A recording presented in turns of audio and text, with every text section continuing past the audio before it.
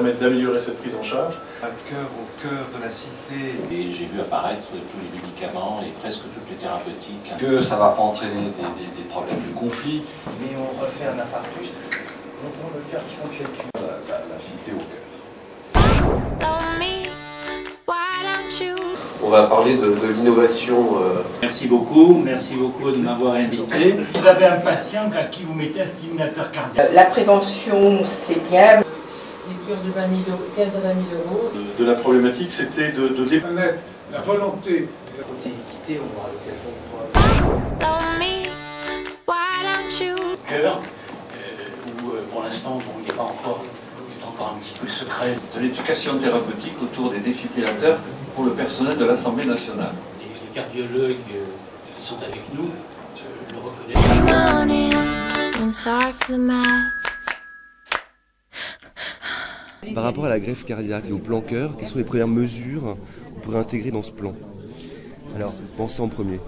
La greffe cardiaque, c'est ce que vous dites, la greffe cardiaque va plutôt bien en France. Bien, puisqu'en 2011, il y a plus de 10% d'activité de plus qu'en 2010, bien par rapport aux autres pays européens, donc c'est une activité qui se porte bien. Pour autant, il faut améliorer les choses et il y a du travail à faire. Et il y a probablement deux domaines dans lesquels il faut faire du travail. Le premier, c'est effectivement l'efficacité du prélèvement. Le prélèvement, parce que c'est finalement la principale des limites de la greffe, c'est la disponibilité des organes, la disponibilité des greffons. Et donc, il s'agit de mieux recenser les patients hospitalisés qui sont en mort encéphalique. Alors, c'est là aussi le champ du plan accident vasculaire cérébral, AVC, c'est aussi un certain nombre de recommandations de sociétés savantes avec l'hospitalisation systématique de tous les patients qui ont un AVC en réanimation. C'est très important, fixer le pronostic, accompagner le passage en mort encéphalique. Mais améliorer le prélèvement, ça c'est une chose. La deuxième chose, c'est plus en termes de santé publique, c'est de construire des filières de soins pour ce qui concerne l'insuffisance cardiaque.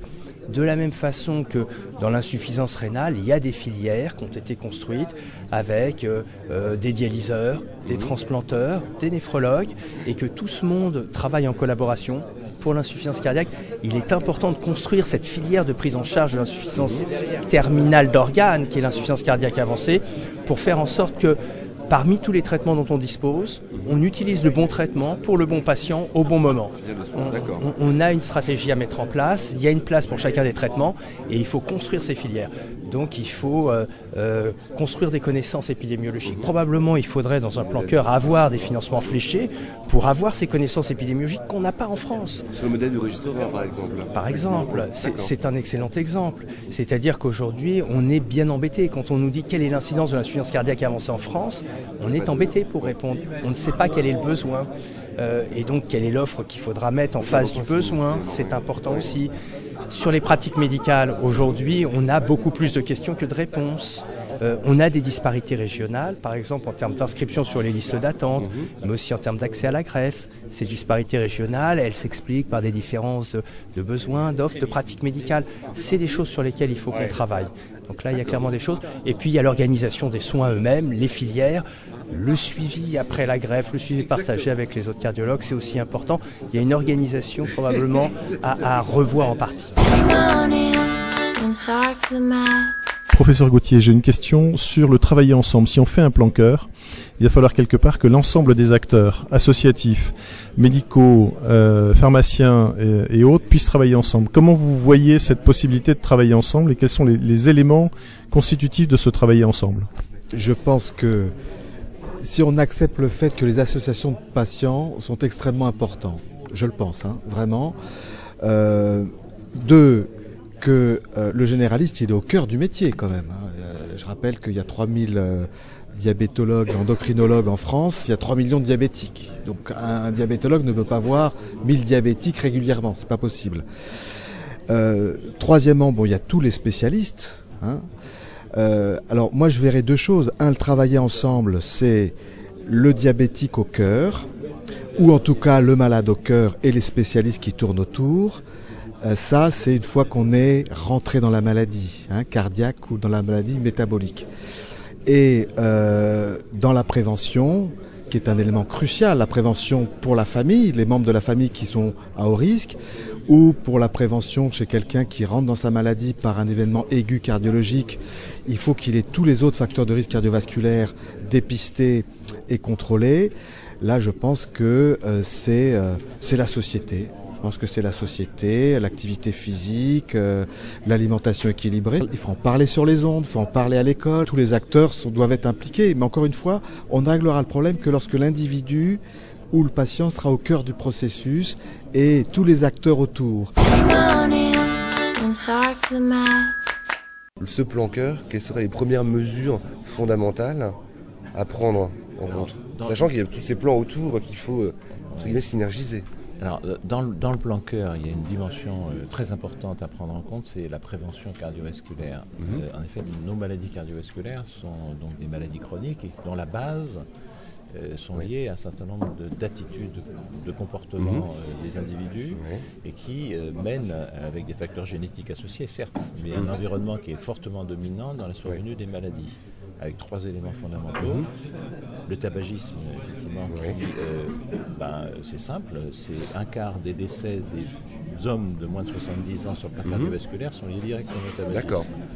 L'alimentation d'ailleurs qui n'est pas une thématique strictement cardiovasculaire puisqu'elle intervient également dans le cancer, donc on est une prévention qui s'étend au-delà du cœur, donc du coup le cœur et ses vassaux, on est tout à fait ça qu'il y a des tas d'organes qui sont effectivement et sur l'alimentation et sur le tabac qui sont très dépendants de ces 2 éléments, et puis l'activité physique.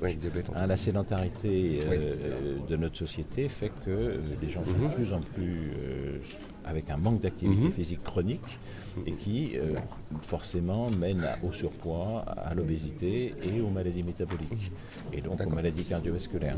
Donc on a là des éléments d'environnement très simples et pour lesquels il faudrait... Comment on fait alors eh bien, il faut d'abord informer et expliquer aux gens, parce que souvent les gens ne savent pas. Ils disent « Ah bon, c'est si important connectant ça, les 3 facteurs de risque. Donc il y a de l'information d'abord. Donc l'information, ça c'est ce qu'on peut faire.